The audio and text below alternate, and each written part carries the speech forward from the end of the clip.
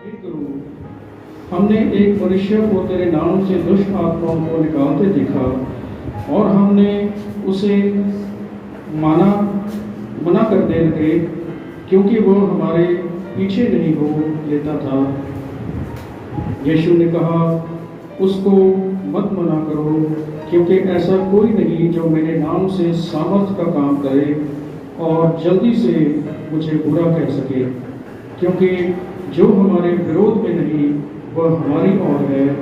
जो कोई ये कटोरा पानी तुम्हें इसलिए पिलाए कि तुम मसीह के हो, तो मैं तुमसे सच कहता हूँ कि वह अपना प्रतिफल किस रीति से ना भोगेगा। ये परमेश्वर की इंजील है। इसके पढ़े और सुने जाने पर हम सब लोग आशीष प्रकट हो। आमीन। इसी प्रकार अपनी जगह पर खड़े रहेंगे। हम खुदावंद की तारीफ के लिए एक भजन गाएंगे और अपने मनों को परमेश्वर का वचन सुनेंगे।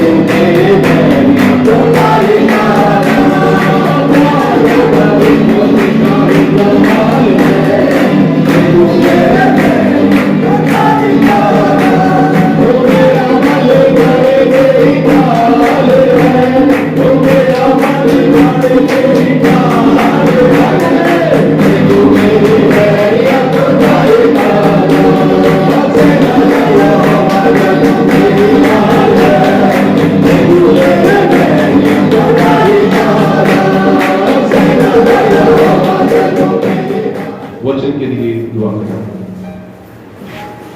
दुआ मांगेंगे। स्वर्गीय परमेश्वर पिता, इज़राइल के परमेश्वर खुदावन खुदा, हम आपके चरणों में आते हैं प्रभु जी। धन्यवाद करते हैं प्रभु कि तूने प्रभु जी खुदावन खुदा हमें मौका दिया प्रभु कि तेरे ठहराए हुए पवित्र दिन में प्रभु तेरी प्रस्तुति, तेरी शुक्रगुजारी, तेरी आराधना की जाए खुदावन खुदा। और जो जवानों को खुदावन खुदा तूने तोड़े दिए प्रभु जी, खुदावन खुदा तूने इन्हें चुना परमेश्वर, ताकि जब ये तेरी महिमा करें तो तेरे लोग खुदावन खुदा तेरी हजूरी में तेरे साथ जुड़ सकें खुदावन खुदा। सचमुच तेरी हजूरी तेरे पाक रूह के जरिए से यहाँ मौजूद है मेरे खुदावन खुदा। उन्हें दे प्रभु, जब तेरा आत्मा यहाँ मौजूद है तो अब हमें तैयार करे खुदावन खुदा। तेरा आत्मा प्रभु हर एक के ऊपर है प्रभु, तेरा आत्मा हर एक के दिल को खोल दे मेरे खुदावन खुदा। हर एक के काम को तैयार करे, हर एक के मन को तैयार करे प्रभु।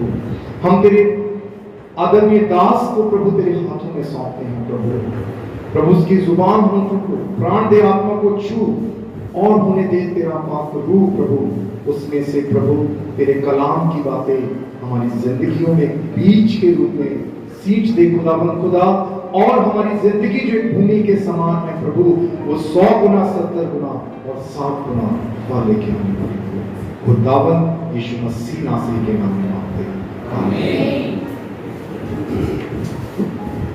खुदावंद परमेश्वर का धन्यवाद देते हैं।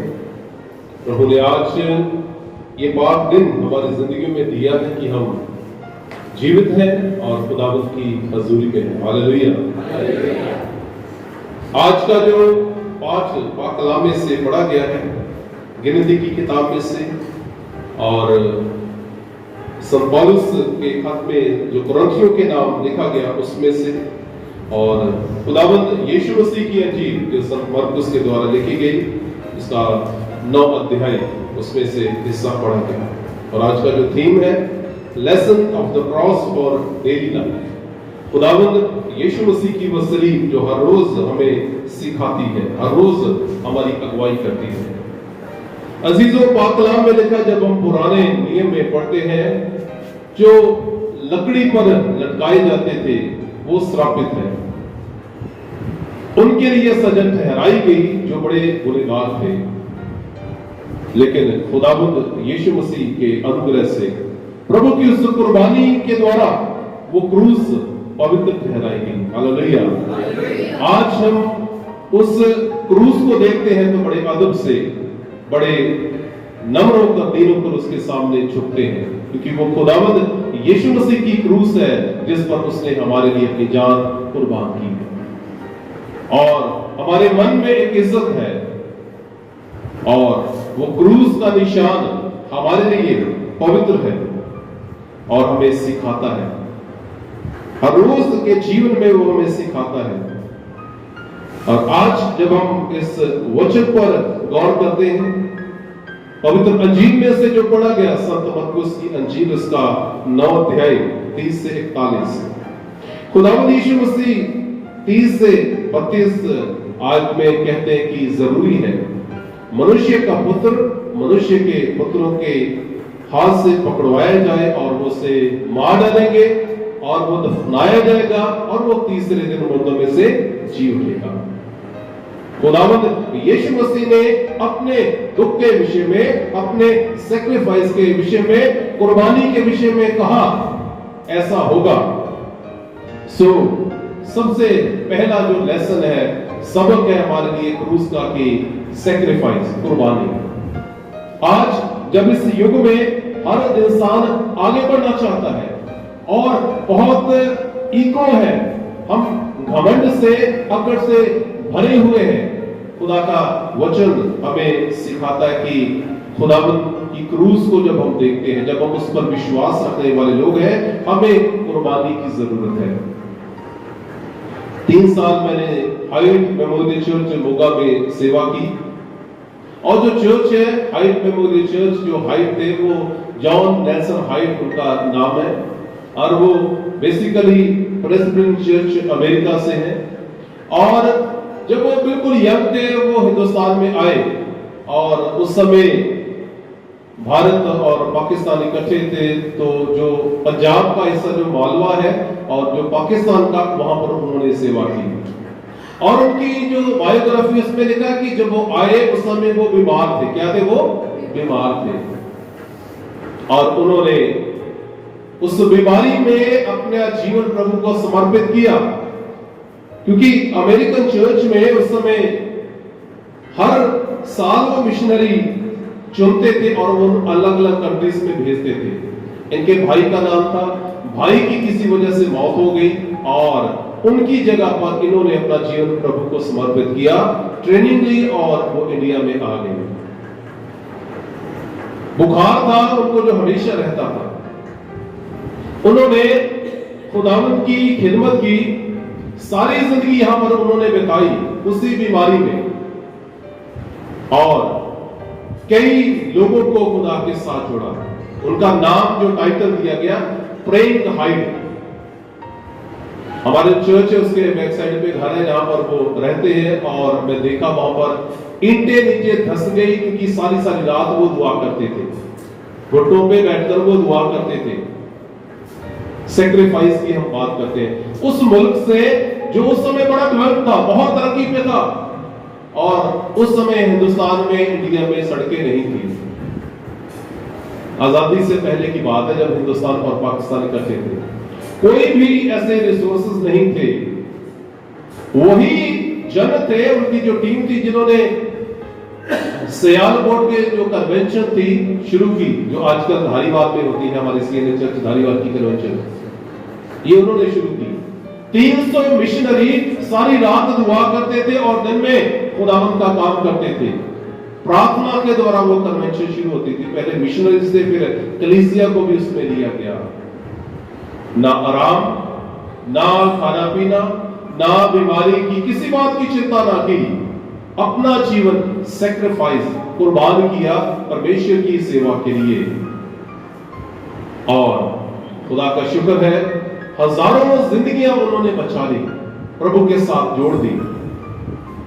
हर समय रिस्क था, क्योंकि अमेरिकन थे, उनको इंग्लिश में वो बातचीत करते थे। यहां पर आए और सारा काम सीखना, लोगों के बीच में उस कल्चर को अडॉप्ट करना, ये सारी बातें। बहुत सारे लोग हैं, खुदावंद यीशु मसीह की आवाज को सुना, इसी हुक्म को देखा कि हमारे खुदावंद यीशु मसीह ने अपनी जान कुर्बान की है और अपना जीवन समर्पित किया। मदर टेरेसा, बिल्कुल यंग एक लड़की जिसने अपना जीवन प्रभु को समर्पित कर दिया। आज हम सोचते हैं, मेरे पास भी बेटी है, वी फील वेरी इनसिक्योर। हम कहते हैं कि घर में भी हमारी बेटियां सेफ नहीं है। यही है, उस समय बाहर से आई और कलकत्ता में एक स्लम एरिया में उस लड़की ने आके सेवा शुरू कर दी। जिस कमरे में वो रहती थी, पंखा नहीं था और ना ही बेड था। मैं 1 महीना रहा हूं कलकत्ता में, मैं 1 महीना प्रैक्टिकल के लिए गया था। 6 बार नहाते थे, मेरे पास नजर थे, तब जाके थोड़ा सा ठीक लगता था। सुबह से लेकर शाम तक नहाना है, गर्मी इतनी ज्यादा होती है, और बिना पंखे के, बिना बिस्तर के वो नीचे गद्दा बिछाकर वो सोती थी। खुदा का वचन। वो कहती जब मैं बीमारों को देखती हूं, मैं कोड़ियों को देखती हूं, उनके जख्म देखती हूं, तो मेरे को खुदावंद यीशु मसीह की क्रूस और वो जख्म नजर आते हैं। और वही खुदावंद यीशु मसीह का प्यार मेरे मन में है और मैं लोगों के साथ बांटना चाहती हूं। सैक्रिफाइस, कुर्बानी। आज वही खुदावंद यीशु मसीह हमारे सामने ये रखते हैं कि हमारा सैक्रिफाइस क्या, हमारी कुर्बानी क्या है प्रभु के लिए। हम अपने उस कंफर्ट जोन से बाहर नहीं निकलना चाहते। गर्मी है तो हमें एसी चाहिए, सर्दी है तो हमें ब्लोअर या हीटर चाहिए, हमें साफ सुथरी जगह रहने के लिए चाहिए, खाने के लिए अच्छा भोजन चाहिए और हर एक सहूलत चाहिए। इन बातों पे हम कॉम्प्रोमाइज नहीं करते। उन लोगों ने किया। खुदावंद यीशु मसीह कहते हैं कि खुदा के बेटे के लिए रहने के लिए घर भी नहीं है। जब पूछा उससे कि प्रभु हम तेरे साथ जाएंगे, जहां तू रहता है हम भी वहां पर रहेंगे। ये बात खुदा का कलाम हमें सिखाता, वो खुदा का बेटा स्वर्ग छोड़कर आया, स्वर्ग छोड़कर आया। हम सब यहां पर बैठे हैं और आज तो चलो सारे इंडिया में लोग बाहर जाना चाहते हैं, मैडम भी जा रहे हैं। क्यों जाते हैं? कुछ रीजन है। कहते जी इंडिया में लॉ एंड ऑर्डर सही नहीं है, कायदा कानूनी कोई गंदगी बहुत है, बिजली आ रही है तो कभी भी बंद हो सकती है, पानी सही नहीं है, खाना पीना बहुत सारे उसमें केमिकल्स है, पेस्टिसाइड्स है, उसमें छिड़काव होता है। बहुत सारे ऐसे कारण है जिस वजह से हम चाहते हैं कि हम अपनी लाइफ को सिक्योर करना चाहते हैं अपने बच्चों की। जरूर है, लेकिन साथ ही साथ ये चैलेंज है खुदावंद का कलाम हमारे सामने रखता है कि हम जहां भी हैं, क्या हम परमेश्वर के साथ जुड़े हैं। ध्यान रखें, जो बच्चे हम अपने बाहर भेजते हैं, कल्चर बेशक वो सिविलाइज्ड है, डेवलप हो चुका है, पर अब जो उनका स्पिरिचुअल लेवल है वो उतना नहीं है।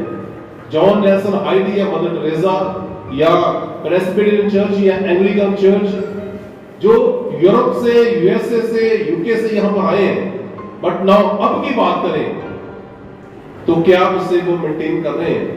हमारे सामने चैलेंज है। क्या हमारे बच्चे हर रोज दुआ करते हैं यहां पर या वहां पर है? क्या वो परमेश्वर के भवन में जाते हैं, संगति करते हैं? और हमारे लिए चैलेंज है, ऐसे माहौल में हम कैसे अपने आप को सरवाइव कर पाएंगे। अपनी पर्सनल बात करूं, मेरे पापा रिटायर्ड आर्मी ऑफिसर है, मेरे चाचा जी भी आर्मी, मेरे ताया जी पुलिस में थे। एक मैं ही था जिसे पहले खुदा के लिए भेंट कर दिया गया, पहला पादरी बना। उसके बाद भी ऑफर आए, आर्मी में भी एक पास्टर होते हैं, ऑफिसर रैंक उनको मिला है और मोटी तनख्वाह मिलती है, तो टेम्पटेशन फिर आई। लेकिन जो खुदा के साथ कमिटमेंट, लोगों के साथ नहीं, उसके साथ कमिटमेंट है, क्योंकि लेखा उसको देना है। लोग तो कई बार फेवर में होते हैं, कई बार अगेंस्ट भी हो जाते हैं। हमारा उस पिता के साथ कैसा कनेक्शन है और कहां कहां हमें सैक्रिफाइस करना है। परमेश्वर का धन्यवाद देते हैं कि प्रभु ने मुझे एक अच्छी पत्नी दी है और उनके पापा भी बैंक ऑफिसर रिटायर है। तो समस्याएं तो बड़ी होती है। जब शुरू किया 2100 रुपए सैलरी से शुरू किया, आज 18 साल हो गए, तब भी उतना नहीं मिलता जितना हम आम लोग सोचते हैं। बट यही तो बात है जो खुदावंद यीशु मसीह हमें समझाना चाहते हैं। जो कुछ तुम्हारे पास है उसी में संतोष करो, प्राण देने तक वफादार है तो तुझे मैं जीवन का मुकुट दूंगा। गलत बातों में कॉम्प्रोमाइज नहीं करना। तुम्हारी बात हां की हां और ना की ना हो। और अगर हम ये इन बातों पे कॉम्प्रोमाइज करेंगे तो हमारे बच्चे भी करेंगे, उसमें कोई शक वाली बात नहीं है। सो खुदावंद यीशु मसीह समझाते हैं सैक्रिफाइस जरूरी है कि मनुष्य का पुत्र मारा जाए और गड़ा जाए और वो तीसरे दिन मुर्दों में से उठे। रिवार्ड जरूर मिलेगा, इनाम जरूर मिलेगा, देयर इज नो डाउट। यहां पर खुदावंद यीशु मसीह खुद कहते हैं और वो तीसरे दिन मुर्दों में से जी उठेगा। आगे फिर वो हिस्सा जो पढ़ा गया 32 से 33 से 37 वहां पर लिखा है, वो आपस में चेले झगड़ रहे थे, बड़ा कौन है? वो कहते हैं हमें दीन बनने की जरूरत है, हम्बलनेस, नम्र। हमारे अंदर खुदा का वचन हमारी जिंदगियों से नजर आने चाहिए, हमारी जिंदगियों से प्रभु का वचन नजर आना चाहिए। खुदा का कलाम कहता है मत्ती 5:16 में, उसी प्रकार तुम्हारा उजाला मनुष्यों के सामने चमके कि वे तुम्हारे भले कामों को देखकर तुम्हारे पिता की जो स्वर्ग में है बड़ाई करें। भलाई के काम, हमारा जो जिंदगी जीने का तरीका है। मदर टेरेसा की हमने उदाहरण देखी है। उस समय जब मदर टेरेसा की डेथ हुई, उन्हीं दिनों में क्वीन की भी डेथ हुई थी, इंग्लैंड की, अगर आपको याद होगा। दोनों का फ्यूनरल हुआ और जो प्रेस थी उन्होंने उसे सारी कवरेज किया। हैरानी की बात थी कि जितने वीआईपीज या मिनिस्टर या लीडर्स थे, क्वीन के उसमें जनाजे में नहीं थे जितने मदर टेरेसा के थे। हालेलुया। खुदा का वचन कहता है तो ये चीजें प्रूव होती है। हम सब इस दुनिया से चले जाएंगे और ये बात की एश्योरेंस होनी चाहिए कि हम जाएंगे कहां? जाएंगे तो सारे कहां पे जाएंगे? एक दिन हमें खुदावंद यीशु मसीह के सामने हाजिर होना है। मत्ती 25 में लिखा है, और वो भेड़ों को बकरियों से अलग करेगा, अर्थात धर्मियों को अधर्मियों से अलग करेगा, और कहेगा, मुबारक लोगों, धर्मी लोगों, मैं भूखा था तुमने खाना दिया, प्यासा था पानी पिलाया, मैं बंदी गृह में था मिलने आए, बीमार थे मेरी सुधि ली। और कहेंगे, प्रभु हमने ये कब किया? और वो कहेगा, जो तुमने छोटे से छोटों के साथ किया वो तुमने मेरे साथ किया। आप सब जो भी है सब प्रभु के जन है, खुदा के रूप में उस खुदावन की शक्ल पर, सूरत पर बनाए गए। सो उनके बीच में बड़े नम्र और दीन होकर चलने की जरूरत है। खुदा का कलाम हमें सिखाता है। और लड़ाई झगड़े पौलुस कलीसिया के विषय में लिखते हैं। कोई कहता कि मैं पौलुस का हूं, कोई अपुल्लोस का हूं। कहता किसी ने पौधा लगाया और किसी ने सींचा। बढ़ाने वाला कौन है? किसी ने लगाया, किसी ने सींचा, लेकिन पौधा जो बढ़ता है वो प्रभु बढ़ाता है। बच्चा जब दुनिया में आता है, हम अपना बेस्ट करते हैं ना पेरेंट्स उसे पालने के लिए, लेकिन खुदा ही है जो उसे संभालता है। कभी भी बिगड़ सकता है, कभी भी कुछ हो सकता है। सो हमें खुदावंद का वचन यह सिखाता है कि हमें बड़ा दीन और नम्र होने की जरूरत है। खुदावंद यीशु मसीह दीन नम्र शुरू से लेकर अंत तक है। चरनी में पैदा हुए, नासरत में जो तुच्छ जाना जाता वहां पर उनकी परवरिश हुई। कोड़ियों में जिसे अशुद्ध कहते थे उनके बीच में वो रहे। चुंगी लेने वाले व्यभिचारी आए जिनको वो कहते थे ये पापी लोग हैं, उनके बीच में सेवा की। क्रूस पर जिसे श्रापित कहा जाता था उस पर कुर्बान किए गए। शुरू से लेकर अंत तक सब वो हम्बलनेस, वो दीनता हमें उनकी जिंदगी में नजर आती है। अजीजों, ऐसा ही हमारे अंदर होना चाहिए। दुनिया हमारे घमंड को, हमारी ईगो को, हमारी पदवी को देखेगी। खुदावंद यीशु मसीह को कोई फर्क नहीं पड़ता कि आप कैसे हैं। उसका कनेक्शन हमारे मन से, हमारी जिंदगी से है। और दुनिया से हम छुपा सकते हैं, खुदा से कुछ भी छुपा नहीं सकते।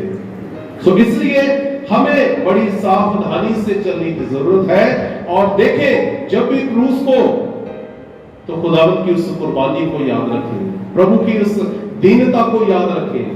वो खुदावंद यीशु मसीह की क्रूस पर जिस पर मेरा प्रभु, मेरा मसीहा कुर्बान हुआ, हमें सिखाती है। और उस कुर्बानी के द्वारा हमें मुक्ति मिली, साल्वेशन मिली।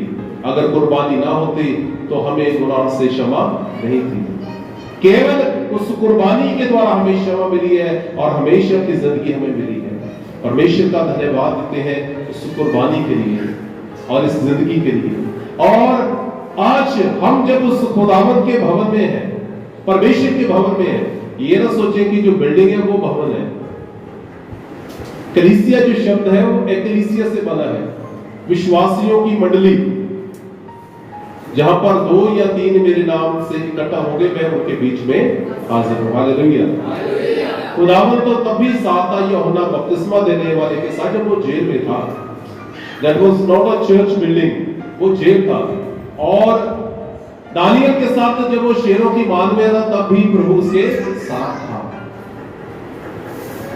क्योंकि वही आपका चर्च, हम चर्च है जहां पर प्रभु के लोग इकट्ठा होते हैं, वो चर्च है। और चर्च खुदावंद यीशु मसीह का बदन है और उसमें पवित्रता ही है, उसमें प्योरिटी है, अशुद्धता नहीं है। सो हमें अपने आप को प्रभु के लिए बनाना है, तैयार करना है, प्रभु के जैसे समर्पित करें उस परमेश्वर के लिए अपने आप को।